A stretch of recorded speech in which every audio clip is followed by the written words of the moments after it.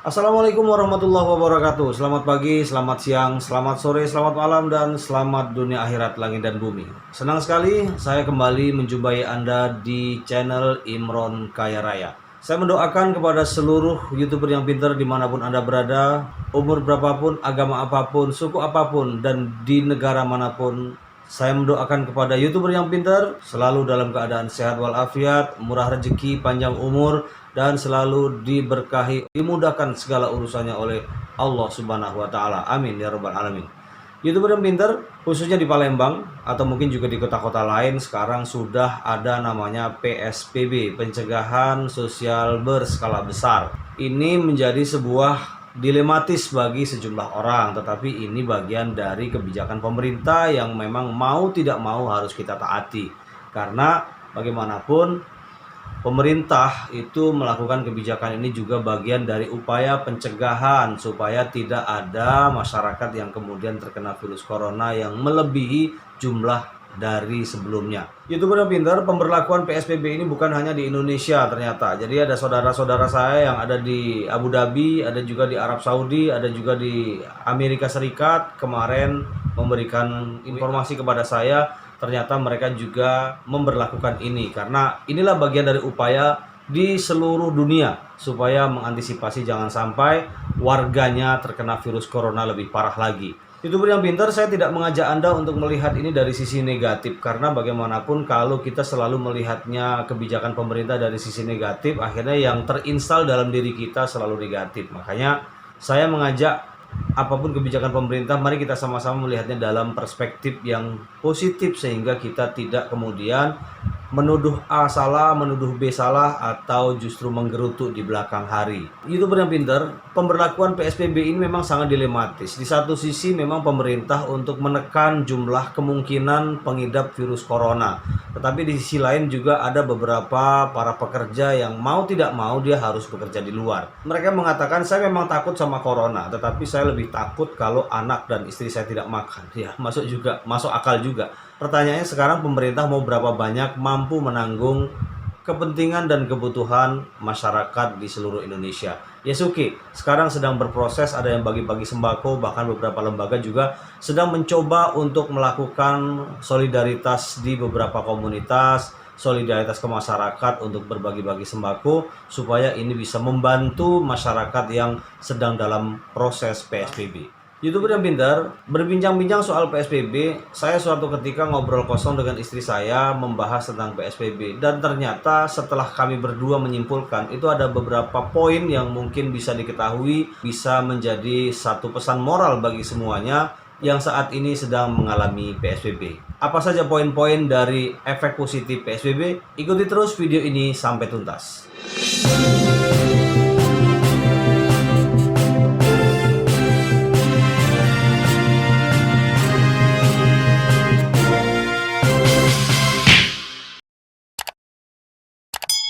Oke, YouTuber yang pintar, terima kasih Anda masih bersama saya di channel Imron Kaya Raya. Dan seperti yang saya janjikan tadi, saya akan memberikan bukan satu sih, tapi banyak poin-poin yang menjadi bahan pelajaran kita. Apa saja sebenarnya efek positif dari PSBB ini? Pertama, kita akan lebih banyak komunikasi secara fisik dengan keluarga. Mungkin di antara sekian banyak suami atau juga saya, jauh sebelum PSBB diberlakukan, kita lebih banyak di luar daripada di dalam. Tetapi begitu PSBB ini diberlakukan, akhirnya kita dipaksa, kalau bahasa saya dipaksa untuk mengepompong diri, untuk mengurung diri dalam tanda kutip supaya kita di rumah, dan di dalam rumah itulah kita banyak sekali pelajaran-pelajaran yang selama ini mungkin selama kita di luar itu tidak banyak kita jumpai. Misalnya saja saya yang biasa di luar atau suami-suami yang lain juga yang biasa tidak ketemu dengan cuci piring, yang tidak biasa ketemu dengan nyuci, yang tidak biasa ketemu dengan masak, walaupun itu masak hobi saya, tetapi mungkin di tingkat kesibukan yang di luar kita tidak pernah ketemu dengan yang namanya kompor, ya kan?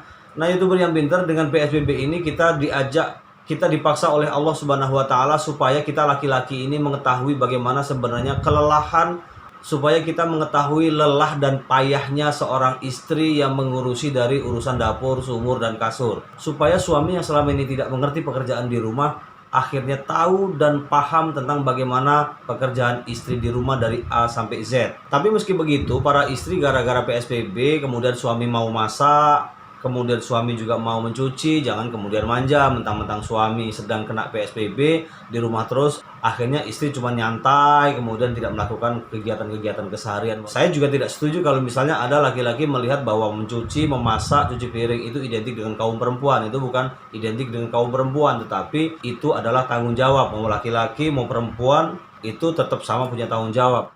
Di hotel juga banyak master chef juga laki-laki kan, jadi tidak identik yang namanya masak, mencuci, mengurus anak itu identik dengan perempuan.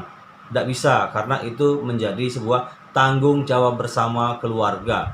Kedua, PSBB bisa mengurangi laka lantas. Apa laka lantas? Kecelakaan lalu lintas, itu bahasa kepolisian.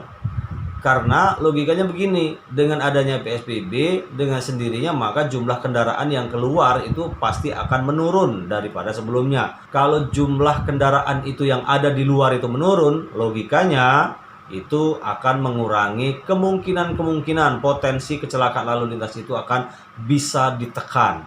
Tapi ada juga sih kota-kota besar yang kemudian titik-titik mana sebenarnya walaupun ada pemberlakuan PSBB ternyata masih juga sangat padat, merapat, dan juga masih macet. Mudah-mudahan dalam beberapa hari ini tidak. Dan Palembang itu sudah mulai tanggal 20 kemarin itu mulai pemberlakuan, tetapi mulai sanksi itu hari ini tanggal 26 nanti ada sanksi khusus yang akan diberikan oleh pemerintah Kota Palembang.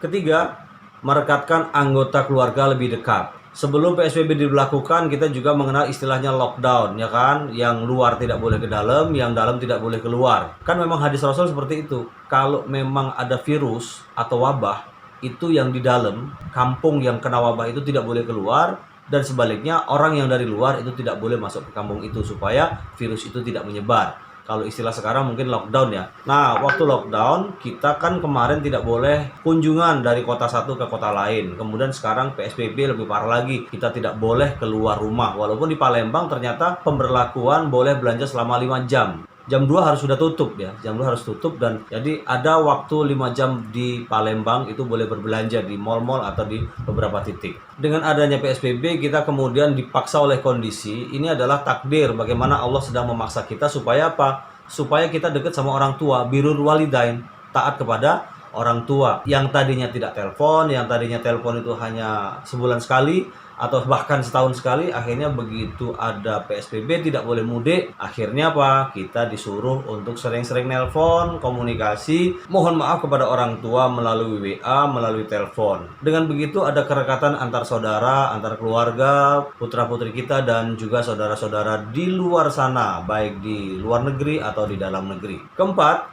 dengan PSBB orang kemudian harus melek teknologi. Contoh nih, jauh sebelum PSBB, pemerintah melalui Dinas Pendidikan kemudian memberlakukan libur sekolah. Libur sekolah ini memaksa para wali murid, kemudian para orang tua wali harus banyak belajar bagaimana mengupload hasil ujian, mengupload hasil tes yang ada di rumah. Karena kan memang kemarin ada pemberlakuan belajar di rumah. Dengan adanya PSBB yang kemudian sebelumnya itu ada kewajiban belajar di rumah, dan seluruh tugas yang dikirim oleh wali kelas itu dengan WA, akhirnya apa? Wali murid dipaksa untuk bisa teknologi. Wali murid yang selama ini hanya chatting-chatting lewat WA, lewat Facebook, bikin status di IG, saat itu kemudian dipaksa. Ini adalah bagian dari proses pemaksaan dari Allah kepada para wali murid bahwa harus sadar diri. Tugas kalian, ayah dan ibu, tugas kalian bukan hanya melahirkan, tapi bertanggung jawab bagaimana masa depan putra-putrinya, termasuk mengawasi, mendampingi putra-putrinya yang sekarang dipaksa oleh sistem supaya belajar di rumah. Nah, nyahok kan? Kalau yang tidak tahu, iya kan? Nyahok bener Pak, Bu. Akhirnya apa? Para wali murid itu kemudian minta bantu. Ada juga yang hari itu juga ada yang baru belajar. Tapi alhamdulillah, karena ini memang bagian dari proses pencerdasan supaya orang yang tidak paham menjadi paham, orang yang tidak tahu menjadi tahu, orang yang tidak ingin belajar menjadi ingin belajar. Kecuali kalau memang dia tidak mau belajar, itu salah dia sendiri, ya kan? Kemudian guru juga cerdas. Kenapa? Karena guru juga harus paham bagaimana membuat laporan. Tiap hari harus membuat laporan. Bagaimana hasil kerja para murid yang ada di rumah. Murid sehari bisa 9 tugas. Ada yang 12 tugas, ada yang 8 tugas. Jadi mereka suntuk, mereka kumpul, membuka WA, menerima tugas-tugas dari wali murid. Jadi di sini sebenarnya bagian dari pengakuan bahwa teknologi tidak bisa kita abaikan dalam era digital. Disinilah sebenarnya kita harus sadar digital itu memang sangat penting untuk melakukan proses penjelasan diri kita, bukan untuk meracuni diri kita. Kelima, dengan PSBB setiap orang dipaksa harus mengikuti zaman. Mau orang tua wali, mau wali murid, wali santri, siapapun dia yang punya anak terutama, dia harus cerdas dengan adanya kondisi PSBB dan juga kemarin yang ada kondisi yang dipaksa anak-anak kita harus belajar di rumah. Karena sekarang sudah zaman digital dan kita memang harus mengikuti bagaimana arus zaman, para orang tua harus mengikuti perkembangan zaman supaya juga ikut cerdas, bukan hanya sebatas bikin status di Facebook, curhat di Facebook, kalau bagi curhat sama Tuhan. Memang tahu akunnya Tuhan. Keenam, ini yang lebih penting. Dengan adanya PSBB, kita mengurung di rumah bukan berarti imajinasi kita, kreativitas kita menjadi terkurung. Karena yang bisa dikurung itu badan, tetapi gagasan, ide itu tidak bisa dikurung. Dengan adanya PSBB, kita dipaksa di dalam rumah, akhirnya kita juga dipaksa oleh kondisi untuk berkreativitas, ya kan? Tapi bagi orang-orang kreatif, bagi orang-orang yang tidak kreatif pun, dalam kondisi seperti ini kita harus melakukan kreativitas apapun kegiatannya, terutama misalnya yang lagi belajar video, yang tadinya tidak bisa video jadi bisa video. Gurunya apa? YouTube, termasuk juga Photoshop, bikin cover, bagaimana bikin thumbnail, dan belajar dari youtuber-youtuber yang kaliber yang sudah melesat di dunia internasional, ya kan? Dunia internasional, dunia youtuber maksud saya. Bagi yang lain yang bukan youtuber mungkin juga bisa melakukan kreativitas lain, yang bisa membuat pot bunga dari lap direndam pakai semen. Kemudian ada juga yang bercocok tanam, hidroponik dan lain sebagainya. Jadi banyak sekali sebenarnya dengan PSBB ini, kalau kita perspektifnya positif, maka sebenarnya banyak hal yang bisa kita lakukan. Karena di rumah itu banyak yang bisa di-create supaya sesuatu yang tidak berharga menjadi berharga, apapun bentuknya. Sudah 12 menit ya, kepanjangan. Kita akan sambung ke bagian kedua. Terima kasih, mudah-mudahan bermanfaat, dan kita akan ketemu di bagian kedua, tetap tema yang sama di channel Imron Kaya Raya. Semoga bermanfaat. Wassalamualaikum warahmatullahi wabarakatuh. Selamat pagi, selamat siang, selamat sore, selamat malam, selamat dunia akhirat, langit dan bumi.